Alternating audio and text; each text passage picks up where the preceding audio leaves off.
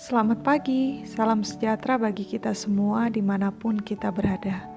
Kesempatan baru ini telah disediakan Tuhan bagi kita. Mari membuka kesempatan itu dengan mengawalinya pada kebenaran firman Tuhan.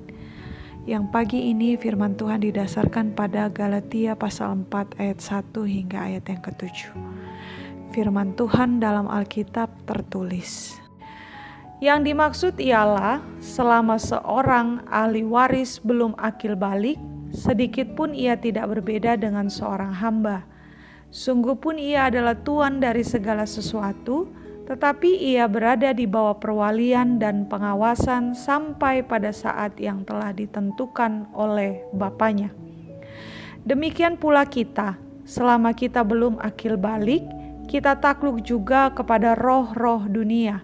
Tetapi setelah genap waktunya, maka Allah mengutus anaknya yang lahir dari seorang perempuan dan takluk kepada hukum Taurat.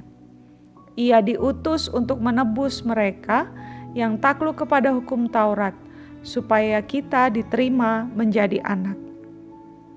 Dan karena kamu adalah anak, maka Allah telah menyuruh roh anaknya ke dalam hati kita yang berseru, ya Aba, ya Bapa.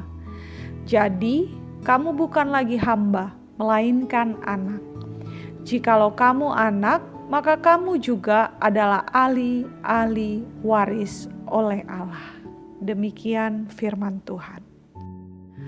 Rasul Paulus dalam suratnya kepada jemaat Galatia mengambil periode transisi atau peralihan dalam siklus tumbuh kembang manusia sebagai upaya beliau menjelaskan tentang cara Tuhan mengasihi manusia.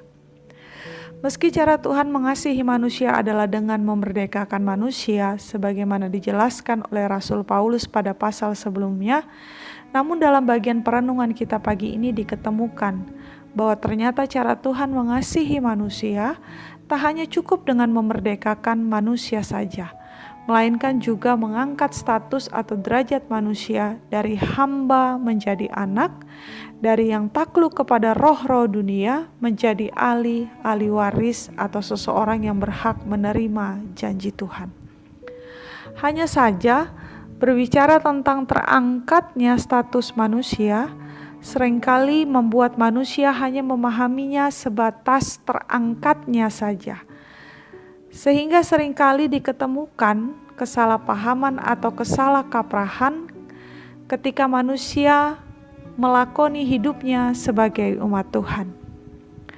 Oleh karena itu, periode transisi atau peralihan dalam siklus hidup manusia yang dikutip Rasul Paulus sebagai ilustrasi ini hendak memberikan kepada kita, umat Tuhan, suatu catatan penting, bahwa terangkat yang dimaksud dalam firman Tuhan pagi ini adalah manusia mengalami kedewasaan dalam hidupnya. Dewasa yang tak hanya dipandang dari sisi fisiknya saja, melainkan dewasa yang dipandang dari secara kejiwaan atau psikis, yang mana manusia memiliki kedalaman berpikir dan memiliki kedalaman dalam memahami sesuatu hal serta memiliki pertimbangan yang sangat matang ketika manusia diberi kesempatan oleh Tuhan untuk melakoni hidupnya. Dari apa yang menjadi catatan firman Tuhan pagi ini, mari kita meninjau gaya hidup kita saat ini. Sudahkah kita yang telah terangkat ini melakoni hidup kita secara dewasa? Berbicara tentang dewasa, ada sebuah iklan salah satu merek rokok yang pernah populer di sekitar tahun 2000-an. Tagline iklan itu yakni tua itu pasti, dewasa itu pilihan. Dengan melihat kondisi real kehidupan kita di masa transisi ini di tengah-tengah situasi wabah corona, kala kurva data naik dan kini menempatkan Indonesia sebagai negara kedua dengan kasus wabah corona tertinggi di Asia Tenggara, serta urutan ke-97 sebagai negara teraman di dunia. Situasi ini tak hanya menuntut umat Tuhan memahaminya secara dewasa jasmani saja, melainkan juga membutuhkan kedewasaan iman.